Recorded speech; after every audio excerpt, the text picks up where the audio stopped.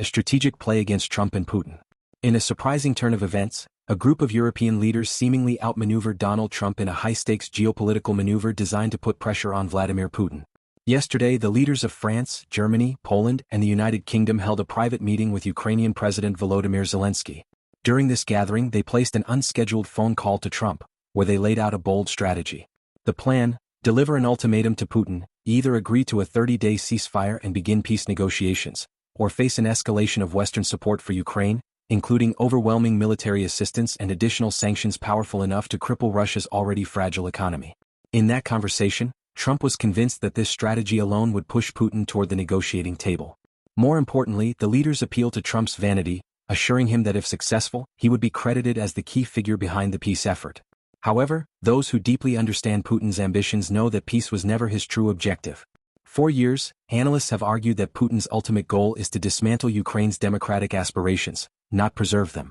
Trump, approaching the matter with a transactional mindset, appeared blind to the ideological and geopolitical dimensions at play.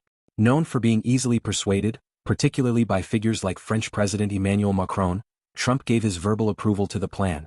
Without delay, the European leaders announced to the world that the United States, through Trump, was aligned with their ultimatum. This put Putin in a difficult position: comply with Trump's terms or reject them outright. Unsurprisingly, before the deadline approached, Putin dismissed the offer, signaling once again that peace was not on his agenda. The outcome, however, is significant. Trump has now tacitly endorsed a European-led strategy for unrestricted military and economic support for Ukraine. With this single phone call, the U.S. appears firmly back on Ukraine's side, an outcome engineered by European leaders who skillfully leveraged diplomacy, psychology, and timing. It remains unclear who first conceived this plan, but its execution was undeniably shrewd. This story is shared strictly for educational and informational purposes.